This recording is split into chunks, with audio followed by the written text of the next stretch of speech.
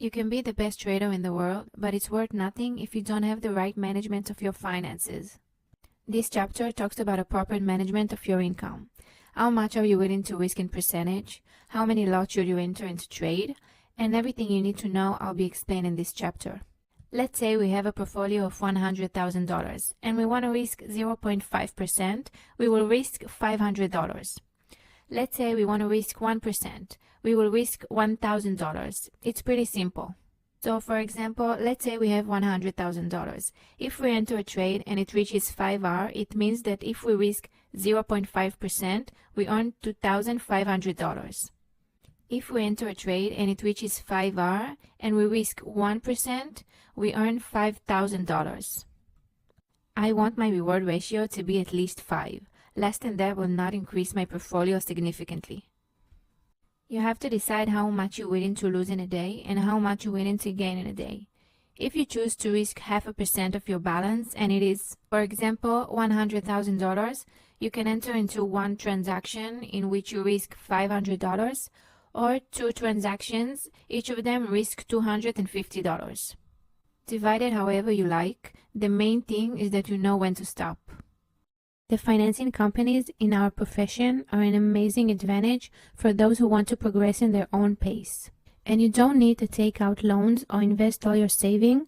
You invest a nominal amount and go through several steps in order to qualify for financing. And you approach this to open a trading account with a significant amount. The financing companies help us reach big and fast profits. Of course, I can also trade with only $100, but it will take me a very long time to profit significantly. When I have a financing from a certain company of $100,000, for example, and I did 8R at risk of 0.5%, I made $4,000. On the other hand, if I enter $100 portfolio and risk 0.5% and it reached the profit of 8R, I only earned $4. You will not reach financial independence without a financing company or personal financing of this magnitude. Break-even is designed to maintain our balance and our profitability. When we enter a position, we place a stop loss and a take profit. When we see that the trade is moving in the direction that we want, and when we decide that it suits us, we move the stop loss to our entry point. And even if it doesn't go in the direction that we thought, at least it won't lose to us. And it keeps your balance and profit better. It's called break-even.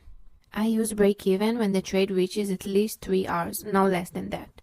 Sometimes the graph goes up and down and makes up for imbalances, and also from my experience, 1 or 2 R is stressed and doesn't show confidence in your methods. This 3 R already shows some kind of positive trend in the direction that we're heading.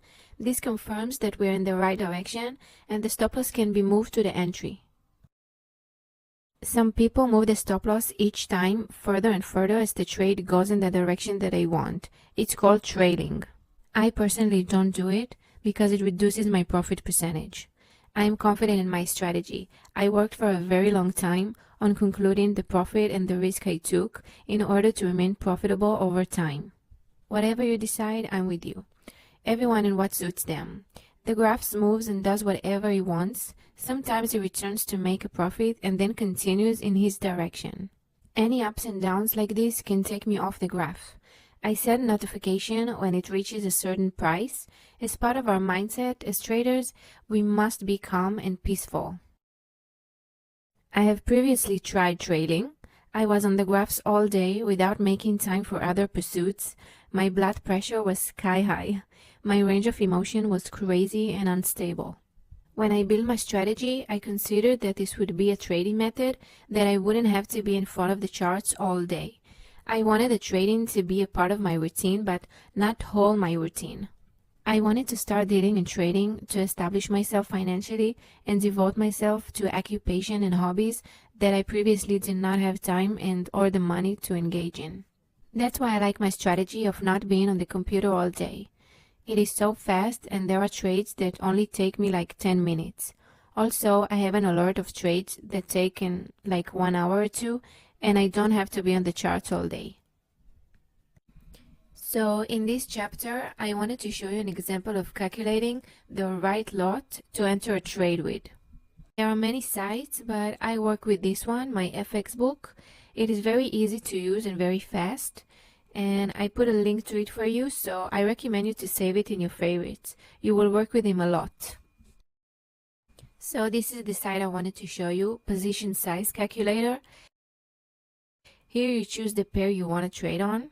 For example, we are now trading on EURUSD. So we will mark it here and we will write down how much our balance is. Let's say our balance is $100,000. We will write it here. Here we write down the risk ratio. We also have the options to write down the amount we risk.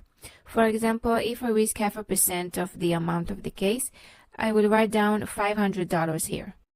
Here in the stop loss, I write down how many stop loss are written in the graphs according to what we have placed. For example, our stop loss is 4, so we write it here. Down here, it calculates all this data for us and tells us how many lots to enter our trade. And by the way, it also tells us how much we are risking in this trade. It is very convenient for everyday work. It is important to have a convenient tools like this.